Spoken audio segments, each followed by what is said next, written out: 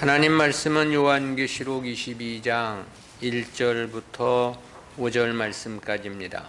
제가 봉독합니다. 또 저가 수정같이 맑은 생명수의 강을 내게 보이니 하나님과 및 어린 양의 보좌로부터 나서 길 가운데로 흐르더라. 강 좌우에 생명나무가 있어 12가지 실과를 맺히되 달마다 그 실과를 맺히고 그 나무 잎사귀들은 만국을 소송하기 위하여 있더라. 다시 저주가 없으며 하나님과 그 어린 양의 보좌가 그 가운데 있으리니 그의 종들이 그를 섬기며 그의 얼굴을 볼 터이요 그의 이름도 저희 이마에 있으리라. 다시 밤이 없겠고 등불과 햇빛이 쓸데없으니 이는 주 하나님이 저희에게 빛이심이라. 저희가 세세토록 왕노릇하리로다. 아멘.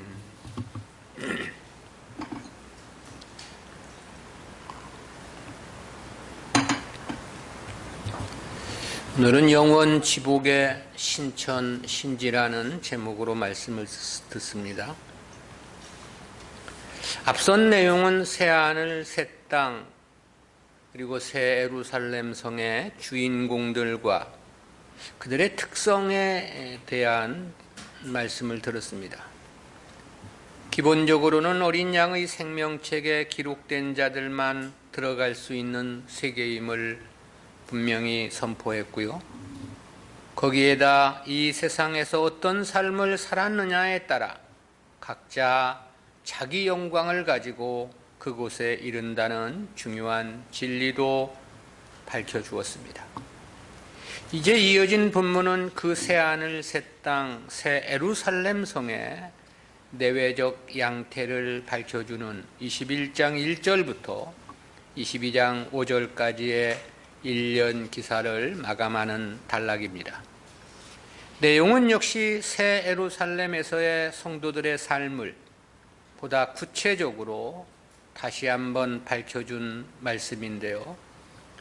근데 이 부분은 최초 아담에게 주어졌던 에덴 동산을 배경으로 말씀하는 듯한 뉘앙스를 느끼게 합니다.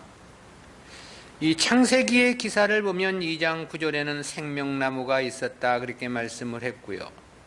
2장 10절부터 14절까지는 동산을 비옥하게 하는 4개의 강이 있었음을 말씀합니다. 그리고 창세기 1장 26절과 2장 15절에서는 인간이 그곳의 모든 것을 다스리는 권한을 부여받았음을 말씀해 주고 있고요. 그런데 그 모든 것들이 아담의 범죄로 말미암아 모두 상실되고 도리어 고통과 괴로움, 사망이 더해지는 세상의 변질을 맞게 된 내용으로 이어지게 되죠. 근데 본문 1절에서는 하나님으로부터 흘러나오는 생명수의 강이 있음을 말씀하죠. 그리고 2절에서는 생명수 강과 생명수 나무들이 때를 따라 풍성한 열매를 맺을 것을 말씀합니다. 그리고 3절에서는 다시는 세상에는 고통과 괴로움이 없는 곳임을 말씀해 주고 있고요. 이어진 5절에서는 성도들이 왕의 권세를 가지고 모든 것을 다스리며 통치할 것으로 말씀되고 있고요. 그리고 그 왕의 권세는 세세토록 이어지는 것으로 그렇게 언급되어 있습니다. 그렇다는 측면에서 보면 처음 세상 에덴 동산은 천국의 모형이자 그림자라고 말할 수 있겠습니다. 본문은 바로 그 에덴 동산의 원형이며 실체를 밝혀주는 말씀이 되는 거죠. 이에 대한 22장 1절부터 5절까지는 구속사적 교훈까지 5으로 구분해서 살펴봅니다. 첫 번째는 새 예루살렘 성의 생명수 강입니다. 성도들이 누릴 영원 지복에 대한 보도에서 가장 먼저 요한의 눈에 보인 것이 생명수 강이었습니다. 이에 대해서 1절에서 그렇게 말씀했죠. 또 저가 수정같이 맑은 생명수의 강을 내게 보이니 하나님과 및 어린 양의 보좌로부터 나서. 이 1절은 또 저가 보이니로 번역된 헬라어 카이 에데익센이라는 단어로 시작을 하는데요. 그 중에 이 에데익센은 지시하다, 설명하다, 지적하다라는 뜻을 지닌 데이리오라는 단어의 3인칭 부정과거 능동태입니다. 요한에게 수정같이 맑은 생명수 강을 보여준 존재가 계시록 21장 9절에서 언급했던 마지막 7대접 재앙을 담은 7 천사 중 하나임을 밝혀주고 있는 겁니다. 근데 이러한 생명수 강에 대한 내용은 창세기 2장에서도 나오지만 에스겔서 47장에서도 나옵니다. 에스겔서에 따르면 물은 성전 문지방에서 흘러나옴을 말씀하고 있고요. 그리고 그 물이 바다, 그 사에 흘러들어가니 생물이 살게 되는 놀라운 은혜의 축복이 있음을 언급하고 있습니다. 이는 천하만국으로 복음이 흘러들어가 이방인들이 구원의 주역이 될 것이라는 신약 구속사에 대한 예언이었습니다. 즉 에스겔서에서 언급된 성전 문지방에서 나온 이 생명수는 복음을 가리킨 상징이었다라는 거죠. 그것은 주님께서 사마리아 여인에게 말씀하신 샘물도 역시 마찬가지인데요. 근데 본문에서 요한에게 보여준 수정같이 맑은 생명수 강은 하나님과 및 어린 양의 보좌로부터 나서 그랬습니다. 이는 생명수의 궁극적인 근원을 밝혀준 내용인 거죠. 한편 이 한글 개역 성경은 이 생명수 강이 하나님과 어린 양의 보좌로부터 나서라고 할 때 이 나서라는 단어가 1절에 번역이 되어 있습니다. 그리고 그 강물이 흐르더라라고 한 표현은 2절에서 번역이 되었는데요. 그러니까 원문에서 보면 이처럼 두 단어로 되어 있는 것은 아닙니다. 하나의 단어로서 1절에 포함되어 있는 것입니다. 그리고 이 단어가 현재 분사로 쓰여 있어서 마치 이 생명수 강이 현재 계속해서 흐르고 있는 것과 같은 뉘앙스를 우리에게 전달해 줍니다. 이 생명수는 세상에서는 성령을 상징한 표현이기도 했고요. 또한 진리를 가리킨 비유이기도 했습니다. 그러나 새 예루살렘에서의 생명수는 하나님의 영원하신 생명 자체를 가리킴이라고 해석할 수 있겠습니다. 그러기에 이곳에 이른 성도들은 그 생명 자체를 끊임없이 하나님으로부터 공급을 받는다는 의미가 되는 거죠. 세상에서의 영원한 생명은 가장 먼저 믿음이 있어야만 하고 또 진리에 대한 깨달음도 필요합니다. 아울러 진리를 따라 살아가야 하는 순종과 복종도 요구되죠. 그래야만 영생의 길을 갈 수 있는 건데요. 그러나 새 예루살렘에서는 믿음도 더 이상은 필요치가 않습니다. 진리를 깨닫기 위한 노력도 요구되지 않습니다. 하나님 말씀에 순종하고 복종하기 위한 애씀도 필요 없는 겁니다. 왜냐하면 그것은 직접 하나님으로부터 영원한 생명수를 자동적으로 공급받기 때문입니다. 다시 말해서 새 예루살렘 성은 하나님의 능력을 힘입어 성도들의 생명이 하나님처럼 완전하다는 것을 이와 같은 비유로 밝혀주고 있는 거죠. 두 번째는 생명나무입니다.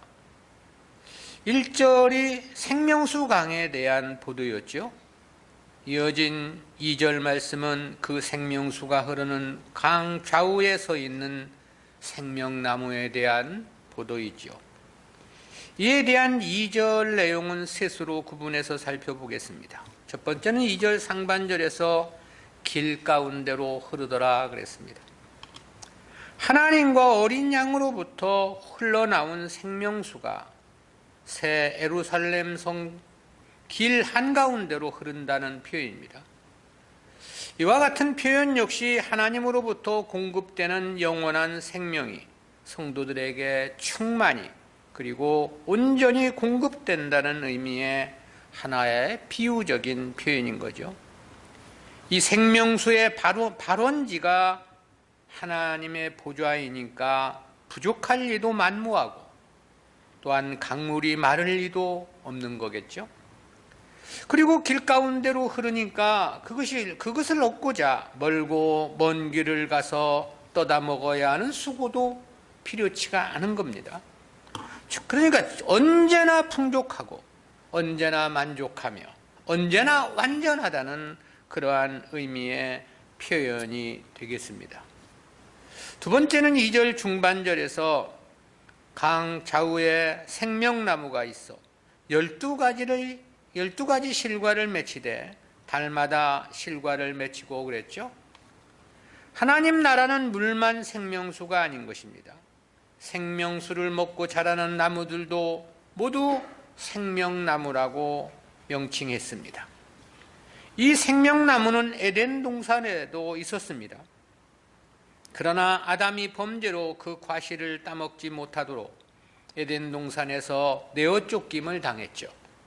그리고는 다시 생명나무에 접근하지 못하도록 그룹들과 두루 도는 화염검을 두어 생명나무의 길을 지키게 했다. 다시 말하면 천사들을 두어서 지키게 했다는 거죠. 에스겔서에서는 생명수 강가에 각종 실과나무가 있어 달마다 새 실과를 맺히리니 그 물이 성소로 말미암아 나옴이라 그랬습니다. 이 에스겔서에서의 의미는 복음이 이르는 곳마다 택한 백성들의 구원 역사가 왕성하게 이루어질 것이라는 신약 구속사와 관련된 비유였습니다. 그런데 본문에서는 단 한 가지 나무만을 실내로 들었는데요. 여기서 나무로 번역된 헬라어 크실론이라는 단어가 이 나무를 뜻하는 단수형 단어이기 때문에 그렇습니다. 그런데 특이한 점은 그 한 나무에서 12가지 실과를 맺힌다고 말씀을 한 것입니다. 세상에서는 이 유실수가 단 한 가지 열매만을 맺게 되어 있잖아요. 사과나무는 사과만을 열게 되고 복숭아나무는 오직 복숭아만을 열게 되는 거죠. 그런데 새 예루살렘 성의 생명나무는 한 나무에서 12가지 실과가 맺힌다 그랬습니다. 그러니까 한 나무에서 사과도 열리고 복숭아도 열리고 바나나도 열리고 파인애플도 열리고 배도 열리고 감도 열리고 그렇게 12가지 실과를 맺힌다는 거예요. 실로 참 신기하고 신비로운 나무이죠. 그런데 또 하나 더 놀라운 것이 있습니다. 그것이 매달 열린다는 거죠. 세상에서의 과실수는 1년에 단 한 번 열리도록 되어 있습니다. 그런데 하나님 나라는 달마다 열린다는 거죠. 그리고 그런 나무가 강 좌우에 있다 그랬습니다. 강 좌우에 무수한 나무들이 모두 다 그렇다는 그런 말씀인데요. 그렇다면 그 새 예루살렘 성의 과일의 종류는 그 수를 다 헤아릴 수 없겠죠. 왜냐하면 한 나무에 12가지 실과를 맺힌다고 말씀했기 때문입니다. 그리고 그렇게 달마다 열리는 열매가 에스겔서에서는 새 실과라고 그렇게 밝혀주었는데요. 그렇다면 한 나무에서 1년에 열리는 과실의 종류만 144종류의 과일을 맺게 되는 셈인 것입니다. 그러니 이는 이 세상에서는 상상조차도 불가능한 완전한 새하늘, 새 땅이 되겠죠. 셋째는 2절 하반절에서 그 나무 잎사귀들은 만국을 소송하기 위하여 있더라 그랬습니다. 여기서 이 소송한다는 의미로 번역된 헬라어 테라페이아는 치료하다, 봉사하다라는 뜻의 명사입니다. 이 단어가 목적격 전치사 에이스와 함께 사용이 되어서 생명나무 잎사귀가 만국을 치료하기 위한 용도로 사용되는 것임을 나타내 주는 건데요. 에스겔서 47장 12절에서는 그 잎사귀는 약재료가 되리라 라고 말씀했습니다. 이 에스겔서에서의 표현은 복음을 통해서 주어지는 영적인 치료를 나타낸 비유입니다. 그런데 본문은 새 예루살렘 성의 특성을 나타낸 표현이지요. 혹자는 이 나무잎이 치료하는 효력이 있음을 근거로 해서 새 예루살렘 성에도 각종 질병이 있을 것으로 해석을 하기도 합니다. 그러나 이는 그러한 의미에서 하신 말씀이 아닙니다. 그 세계는 더 이상 질병도 아픈 것도 없다는 것을 나타내기 위한 하나의 비유인 거죠. 그럴 수밖에 없는 이유가 있지 않습니까? 그것은 죄가 없는 곳엔 질병 역시 허용되거나 존재할 수 없는 까닭입니다. 인간들에게 고통과 괴로움, 죽음을 가져다 두는 질병을 포함한 모든 불행스러운 일들은 죄의 결과로 인한 것들이었습니다. 그러나 죄가 없는 새 예루살렘에는 이런 것들이 전혀 없다는 것을 이처럼 비유적으로 밝혀주고 있는 거죠. 그러기에 앞선 21장 4절에서도 그렇게 말씀을 했지 않습니까? 모든 눈물을 그 눈에서 씻기심에 다시 사망이 없고 애통하는 것이나 곡하는 것이나 아픈 것이 다시 있지 아니하리니 처음 것들이 다 지나갔음이로다. 앞선 21장 4절에서 아픈 것이 없다고 그랬는데 여기서 모든 것을 곧 약재료가 된다 하고 소송한다고 그래가지고 질병이 있기 때문이라고 이렇게 해석하면 이게 맞는 해석이 아닌 거죠. 세 번째는 택한 백성들이 누릴 영원 지복입니다. 이 부분 3절부터 5절까지는 내용을 넷으로 구분해서 살펴보겠는데요. 첫째는 3절에서 다시 저주가 없으며 하나님과 그 어린 양의 보좌가 그 가운데 있으리니 그의 종들이 그를 섬기며 그랬습니다. 여기서 다시는 저주가 없다는 것은 앞서 설명한 대로 거기는 죄가 없는 까닭입니다. 그런데 본문에서는 그 이유에 대해서 하나님과 그 어린 양의 보좌가 그 가운데 있기 때문이라고 말씀합니다. 하나님 나라는 하나님과 그 어린 양의 보좌가 구원받은 성도들과 영원토록 함께해 주시기 때문이라는 설명입니다. 계시록 21장 3절에서는 하나님의 장막이 사람들과 함께 있음에 그랬죠. 그런데 특이한 것은 본문에서의 보좌로 번역된 헬라어 호드로노스가 단수형 명사라는 사실입니다. 즉 이를 수식하는 하나님과 어린 양이란 어구를 감안해 볼 때 문법적으로 맞지가 않는 것입니다.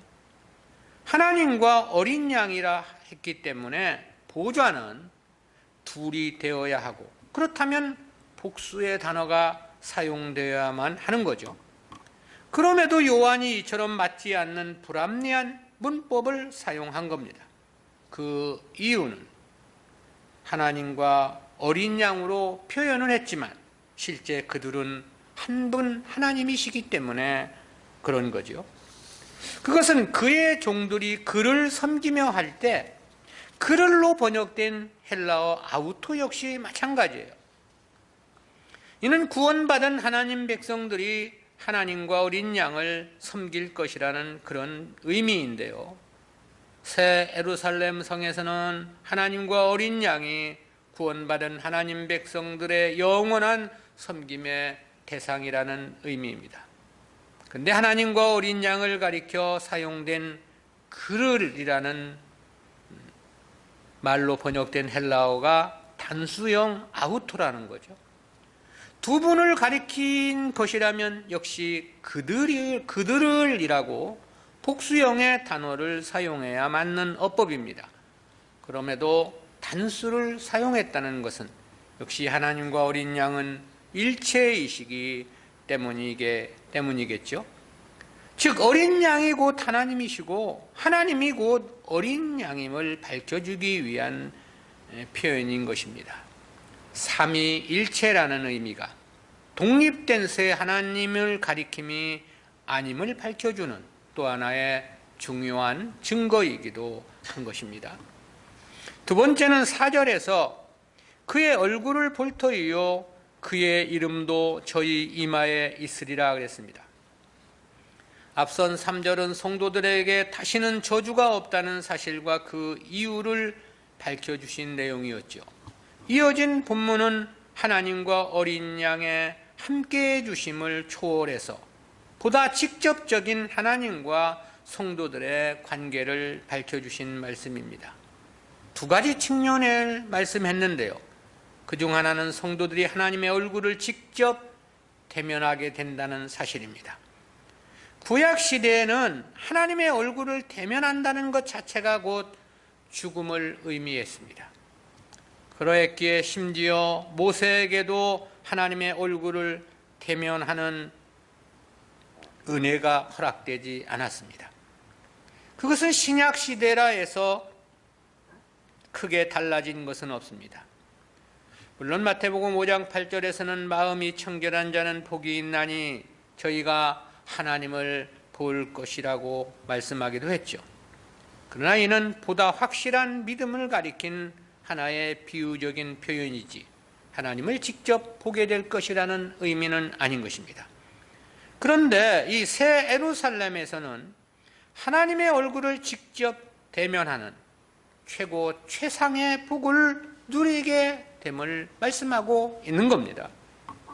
성도가 이 하나님 얼굴을 직접 바라볼 수 있다는 것은 1차적으로는 죄가 전무함을 의미하죠.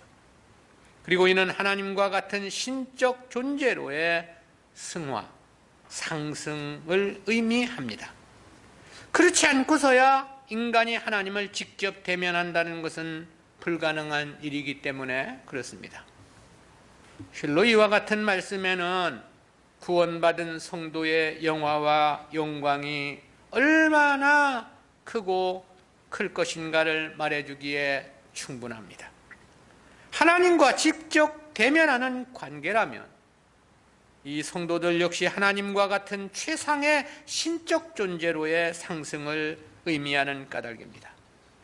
그렇다는 것은 이어진 말씀에서 보다 명확하게 언급되고 있습니다. 그에 대해 요한은 그의 이름도 저의 이마에 있으리라 그랬는데요. 이는 하나님의 백성들이 하나님의 얼굴을 본다는 것이 무엇인지에 대한 부연 설명입니다. 성경에서 이름이란 언제나 그 사람의 인격이나 그 자체를 의미하죠. 그리고 이마 역시 그 사람의 사상과 정신을 의미합니다. 때문에 계시록 7장 3절에서는 택한 백성을 중생케 하여 구원에 이르게 한다는 의미로서 이마에 인을 치는 것으로 표현을 했습니다. 계시록 13장 16절에서는 성도들의 인격을 세속 사상으로 물들이며 변질시킬 것이라는 개념에서 이마에 표를 받게 하고라고 표현한 바도 있죠. 이처럼 성경에서 사람의 이마는 그 사람의 정신이나 사상, 인격을 나타내는 상징적인 표현입니다. 따라서 하나님과 어린 양의 이름이 저희 이마에 있다라고 하는 것은 하나님의 신적 요소가 성도들에게도 동일하게 있다는 것을 나타냄이라고 말할 수 있겠습니다. 물론 하나님과 동일 본질이라는 뜻은 아니겠죠. 그러나 하나님과 직접적인 인격적 교제가 가능한 정도의 신적 요소가 성도들에게도 주어지는 것만은 분명합니다. 왜냐하면 그래야만 하나님과 직접 얼굴을 대면하고 직접 교제와 교통이 가능할 것이기 때문에 그런 거죠. 그렇지 않고 현세의 인간과 같은 형질과 형태라면 신이신 하나님의 얼굴을 대면한다는 것은 원천적으로 불가능한 까닭입니다. 그렇다면 역시 새 예루살렘에서는 성도들의 능력이 천사들을 능가할 것이라는 생각도 해보게 됩니다. 왜냐하면 천사는 성도들이 부리는 종이고 하나님 백성들은 하나님의 기업을 이어받은 후사이며 아들들이기 때문에 그런 거죠. 실로 하나님께서 성도들에게 주시는 영화와 영광이 얼마나 크고 위대한가를 새삼 깨닫게 해주는 중요한 말씀입니다. 세 번째는 5절 상반절에서 다시 밤이 없겠고 등불과 햇빛이 쓸데없으니 이는 주 하나님이 저희에게 빛이심이라 그랬습니다. 이는 21장 23절과 25절에서도 병행되는 구절입니다. 거기 23절에서는 이렇게 말씀했죠. 그 성은 해나 달의 비침이 쓸데없으니 이는 하나님의 영광이 비치고 그 어린 양이 그 등이 되심이라 그랬고요. 25절에서는 성문들을 낮에 도무지 닫지 아니하리니 거기는 밤이 없음이라 그랬습니다. 이는 물리적 개념의 해와 달, 등불을 가리키는 게 아니고요. 성경에서 밤은 언제나 죄와 불의를 가리키는 대표적인 상징이었습니다.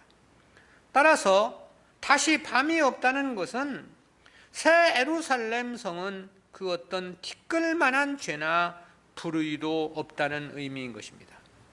그런데 21장 23절과 25절은 성 안에 죄와 불의가 없다는 그런 의미였고요. 그런데 본문에서는 성도들 자체를 가리켜서 말씀하신 내용입니다. 즉 성도들의 내면을 가리켜 하신 말씀인데요. 그러니까 이 외부적으로도 죄와 불의가 없는 세상이지만 성도들의 내면에도 죄와 불의가 전무함을 말씀하고 있는 거죠. 따라서 하나님 나라에서 성도의 인격은 역시 하나님처럼 전혀 죄가 없는 거죠. 심히 순수하고 깨끗한 선과 의의 요소만이 있는 것입니다. 무한한 행복, 무한한 기쁨일 수밖에 없는 또 하나의 중요한 이유입니다. 그렇다는 사실을 다시 밤이 없겠고라고 표현을 해준 건데요. 그리고 이는 일시적인 현상을 가리킨 말씀이 아닙니다. 여기서 이 다시로 번역된 헬라어 에티라는 단어는 시간을 나타내는 부사로서 사용되어서 영원토록 죄와 불의가 없다는 의미가 되는 거죠. 그럴 수밖에 없는 이유에 대해서 이는 주 하나님이 저희에게 빛이심이라고 말씀을 했습니다. 여기서 이는 이라로 번역된 헬라어 호티는 원인이나 이유를 나타내는 접속사입니다. 왜 성도들 내면에 죄와 불의가 없는 것인지 그 이유를 밝혀준 건데요. 이에 대해 하나님이 저희에게 빛이시기 때문이라고 말씀했습니다. 하나님의 선하심과 의로우심의 영향 때문이라는 것이죠. 실제 택한 백성들에게 죄를 없게 하신 것도 그리스도의 대속의 공로 때문이죠. 그리고 그들을 의롭다고 칭하심도 주님의 의의 공로 때문이었습니다. 그러했기에 택한 백성들이 새 예루살렘 성의 주인으로서 그 성에 들어갈 수 있었던 것이고요.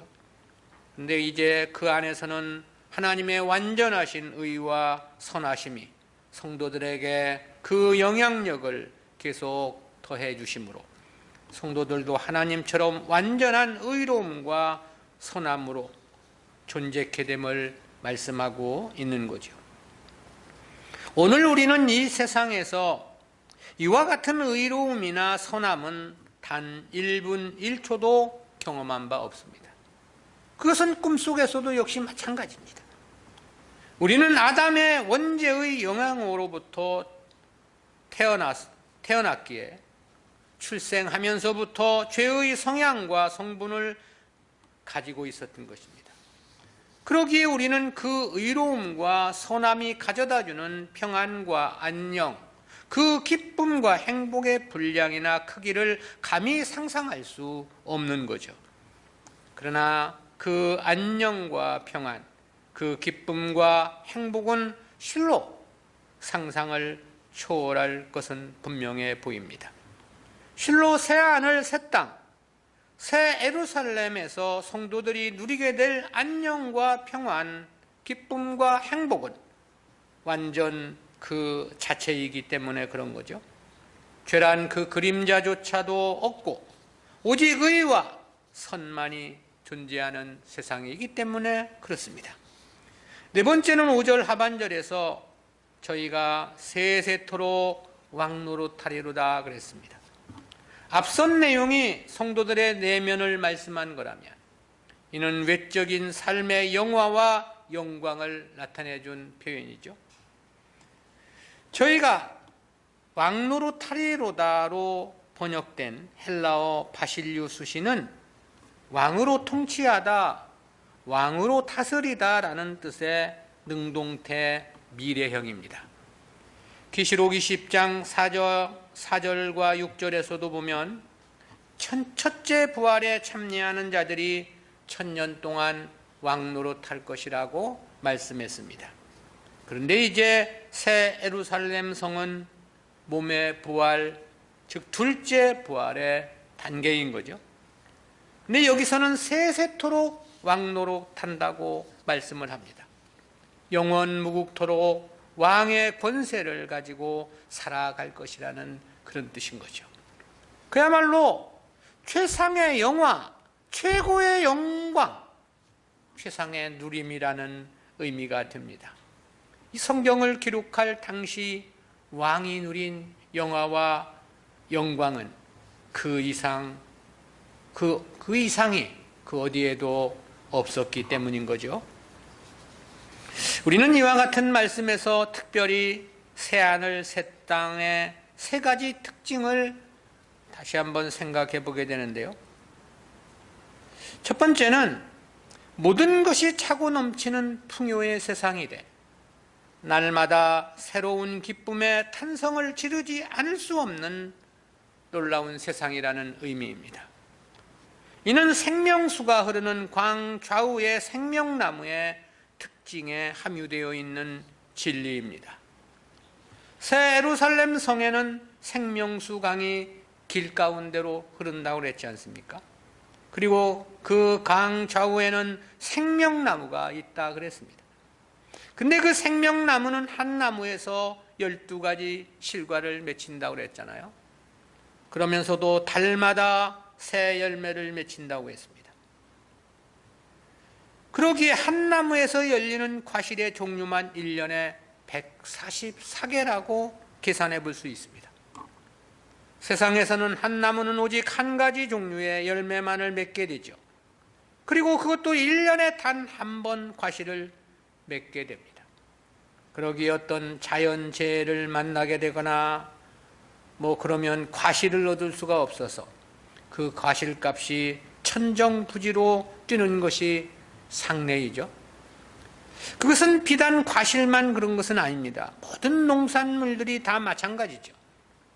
그런데 새 예루살렘 성에는 한 나무에서만 12가지 실과를 맺히되 그것도 달마다 열매를 맺게 됨을 말씀을 한 거거든요.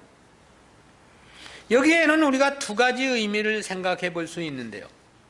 첫 번째는 그 어느 것 하나 부족함이 없는 풍요의 세상이라는 그런 의미인 거죠.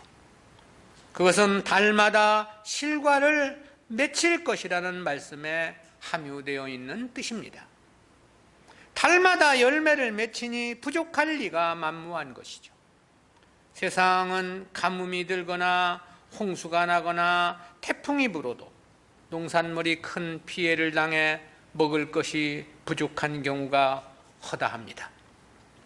그렇지 않아도 오늘날 보면 지구의 인구 반 이상이 먹을 것이 없어 기아에 허덕이고 있는 것이 사실입니다.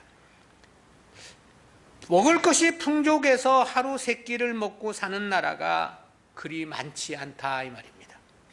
그러나 새하늘 새 땅에는 그런 재해가 있을 수가 없죠. 그러나 가정을 해서 재해가 있다 하더라도 걱정할 것은 없는 겁니다. 왜냐하면 달마다 새로운 열매가 맺히기 때문입니다. 그러니 그 나라는 아무리 먹고도 먹고 또 먹고 물 쓰듯 마구 쓴다 하더라도 남아 돌아갈 수밖에 없는 풍요로운 세상이라는 의미가 이 말씀 속에 함유되어 있는 거죠. 두 번째는 날마다 새로운 기쁨과 만족의 즐거운 탄성을 지르지 않을 수 없는 세상이라는 의미입니다. 그것은 한 나무에 12가지 실과를 맺힌다는 말씀에 함유되어 있는 뜻입니다. 세상에서는 아무리 맛이 좋은 것이라 하더라도 그것만을 계속 먹으면 이내 물리기 마련이고 더 이상 먹고 싶지 않은 것도 사실이죠. 광야 생활을 했던 이스라엘 백성들이 처음 하늘에서 내려준 만나를 먹었을 때는 그 맛을 꿀 섞은 과자 같다고 그렇게 평가를 했죠.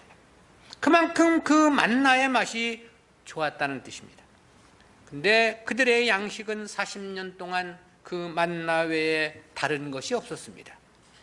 그러기에 날마다 만나만 먹어야만 했던 거죠. 삼시세끼가 만나뿐이었습니다. 어제도 만나요, 오늘도 만나고 내일도 만나고 만나뿐인 거죠. 그러자 저들이 어떻게 불평을 했는가에 대해서 이렇게 말씀합니다. 민수기 11장 4절부터 6절입니다. 이스라엘 중에 섞여 사는 무리가 탐욕을 품음에 이스라엘 자손도 다시 울며 가로되 누가 우리에게 고기를 주어 먹게 할꼬. 우리가 애굽에 있을 때는 값없이 생선과 외와 수박과 부추와 파와 마늘들을 먹은 것이 생각나거든. 이제는 우리 정력이 쇠약하되 이 만나 외에는 보이는 것이 아무것도 없도다. 세상 것이라는 것은 다 이런 거죠. 그런데 새 예루살렘 성은 한 나무에 12가지 종류의 실과를 맺힌다고 했지 않습니까? 그것도 달마다 새로운 열매로 또다시 12가지 열매를 맺는 것입니다. 무슨 의미이며 무슨 뜻을 여기에 담고 있는가? 날마다 새로운 기쁨, 날마다 새로운 만족, 날마다 새로운 행복의 탄성의 연속이라는 그런 의미인 거죠. 실로 성도가 날마다 하나님을 감사 찬양하며 살아야 한다는 생각을 해봅니다. 하나님께서 우리들을 위해 예비하신 새하늘 새 땅은 상상을 초월한 풍요와 새로운 기쁨, 새로운 만족과 새로운 행복에 날마다 탄성을 지르지 않을 수 없는 신비한 축복의 세계이기 때문입니다. 두 번째는 영원 무궁한 세상이라는 의미입니다. 이는 세세토록이라는 문자적 의미가 가져다주는 진리입니다. 이 세세토록으로 번역된 헬라어 에이스 투스 아이오나스 톤 아이오노는 문자적으로 영영토록, 무궁토록이라는 뜻입니다. 이 세상은 지극히 제한적이죠. 그러기에 결국 하나님 백성들의 구원이 끝이 나면 세상은 주님의 심판에 의해 사라질 것을 말씀합니다. 계시록 21장 1절에서는 그렇게 말씀했죠. 또 내가 새 하늘과 새 땅을 보니 처음 하늘과 처음 땅이 없어졌고 바다도 다시 있지 않더라. 20장 11절에서도 그렇게 말씀했습니다. 또 내가 크고 흰 보좌와 그 위에 앉으신 자를 보니 땅과 하늘이 그 앞에서 피하여 간데 없더라. 근데 이러한 유한된 세상에 비교한다 하더라도 인간들의 육신의 생명은 너무나도 짧고 순간적이죠. 그러기에 성경은 그렇게 말씀하지 않습니까? 시편 90편 10절인데요. 우리의 연수가 70이요 강건하면 80이라도 그 연수의 자랑은 수고와 슬픔뿐이요 신속히 가니 우리가 날아가나이다. 80살을 산다 하더라도 그 삶의 내용을 보면 보잘것이 없다라는 거잖아요. 그렇죠? 자는 시간 빼고 아픈 시간 빼고 일하는 시간 빼고 부부간에 싸워가지고 다투는 시간 빼고 그럼 닿는 게 얼마냐 이거예요. 그 행복이 얼마냐 이거예요. 순식간에 지나가 버린다 이거죠.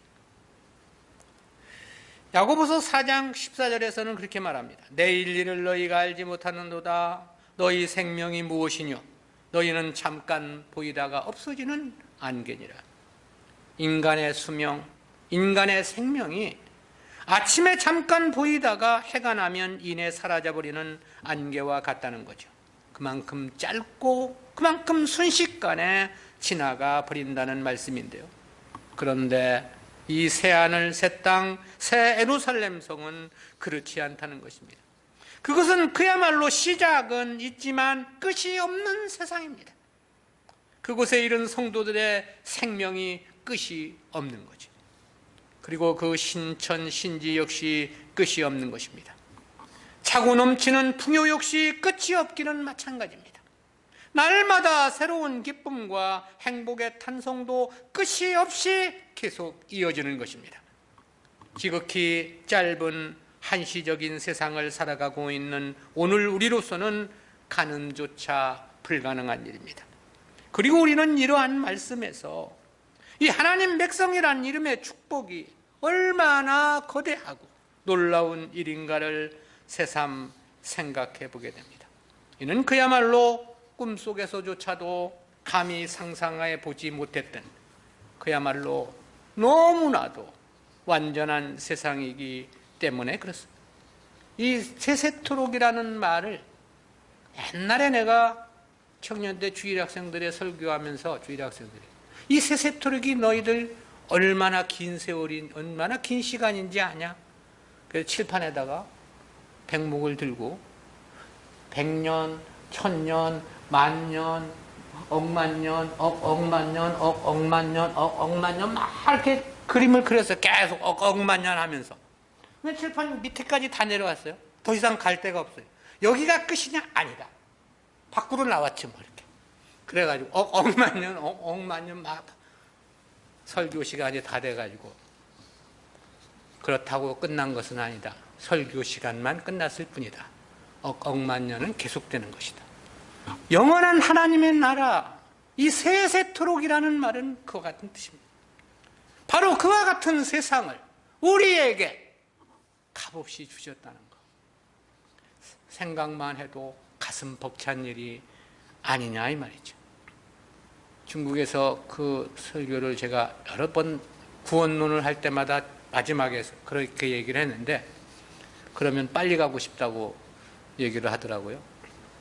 실제가 그런지 모르겠습니다. 요즘 당하는 중국에서 지금 학생들이 좀 고난을 당하고 있는데 그거 보니까 그런 것 같지는 않은 것 같더라고요. 세 번째는 오직 다스림과 누림만이 있는 세상이라는 의미입니다. 이는 왕노릇할 것이라는 말씀에 함축되어 있는 진리입니다. 이는 곧 최상의 영화, 최고의 영광, 최상의 누림이라는 의미라고 했죠. 그러나 사실 이 세상에서의 왕은 최상의 영화와 영광인 것만은 틀림없지만 그렇다 해서 완전한 영화와 영광은 아닙니다. 거기에도 고통이 있고 거기에도 괴로움이 있으며 거기에도 좌절이 있고 거기에도 절망이 있기 때문이죠. 인생 자체가 불완전하기 때문입니다. 아울러 세상 자체도 불완전하고요. 세상에 있는 모든 것들도 불완전한 것들 뿐이기 때문에 그렇습니다. 그런데 이 새 예루살렘 성은 수정같이 맑은 생명수강이 그 도시의 길가운데로 흐른다고 했습니다. 그리고 그 강 좌우에는 생명나무가 있어 12가지 실과를 맺히되 달마다 실과를 맺힌다고 했고요. 그리고 3절에서는 다시 저주가 없으며 그랬습니다.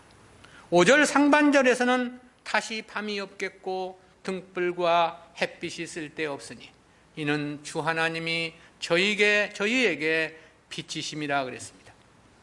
21장 11절에서는 그 성의 빛이 지극히 귀한 보석 같고 벽옥과 수정같이 막더라라고 말씀을 했습니다. 21장 18절에서는 그 성곽은 벽옥으로 쌓였고 그 성은 정금인데 맑은 유리 같다고 했죠. 그 성의 기초석에 대해서는 그렇게 말씀했지 않습니까? 21장 19절 20절 말씀입니다. 그 성의 성곽의 기초석은 각색 보석으로 꾸몄는데 첫째 기초석은 벽옥이요, 둘째는 남보석이요, 셋째는 옥수요, 넷째는 녹보석이요, 다섯째는 홍만호요, 여섯째는 홍보석이요, 일곱째는 황옥이요, 여덟째는 농옥이요, 아홉째는 담황옥이요, 열째는 피치옥이요, 열한째는 청옥이요, 열두째는 자정이라. 21절 상반절에서는 그 12문은 12진주니 문마다 한 진주라고 말씀하십니다. 그리고 그 12문을 지키는 자가 12천사라고 말씀을 했죠. 그리고 21장 21절 하반절에서는 그 성의 길이 맑은 유리 같은 정금이라고 말씀합니다. 그리고 이는 잠깐의 세상이 아니라고 그랬죠. 천년 만년이라고 말씀하지도 않았습니다. 100만 년 억만 년이라고도 말씀하지 않은 겁니다. 세세토록 끝이 없음을 말씀하는 거죠. 그런데 그런 세상에서 성도가 그것도 왕의 권세로서 그 찬란한 세계를 다스리고 통치할 것을 말씀하고 있는 거예요. 그렇다면 우리가 택한 백성이라는 사실 하나만으로도 오직 주님만을 위해 살아야 하는 것이 너무나도 당연하지 않느냐라는 거죠. 10번 죽고 다시 태어난다 해도 오직 주님의 영광만을 위한 삶이어야 하지 않느냐는 생각도 해보게 되는 거고요. 우리의 삶이 혹시 거지 나사로와 같다 하더라도 우리는 날마다 찬송하며 감사함으로 살 수 있는 사람들이라는 생각도 해봅니다. 마지막 먹고 죽을 한 움큼의 밀가루뿐이었던 사르밧 과부와 같다 하더라도 우리는 날마다 노래하며 기뻐할 수 있지 않느냐라는 것입니다. 왜냐하면 하나님께서 우리를 위해 예비하신 구원의 결말이 너무너무 찬란하고 고귀하고 광대한 세상이기 때문에 그렇습니다. 우리가 하나님으로부터 값도 없이 받은 그 은혜와 축복이 말이나 글이나 그 어떤 것으로도 형언 불가능한 상상 그 이상의 축복이기 때문에 그런 거죠. 우리는 넉넉히 기뻐하며 살 수 있습니다. 늘 감사함으로 하나님께 영광을 돌려야 되겠죠. 기도합니다. 사랑의 하나님 은혜 감사합니다. 오늘도 새하늘 새 땅, 새 예루살렘 성의 그 아름답고 고귀함을 말씀을 통해서 깨닫게 해주심 감사합니다. 그 어떤 것도 부족함이 없는 풍요로운 세상, 날마다 새로운 기쁨에 기뻐할 수밖에 없는 행복한 세계, 왕의 권세로 세세토록 그 나라를 다스리는 놀라운 축복, 주여 저희들에게 이를 예비해 주셨사옵는데 아무쪼록 저희들이 더욱더 그 나라에 소망을 두고 삶으로 이 세상을 믿음으로 승리하는 우리 모두가 되어질 수 있도록 은혜와 은총을 더하여 주시옵소서. 감사드리옵고 예수님의 이름으로 기도드리옵나이다. 아멘.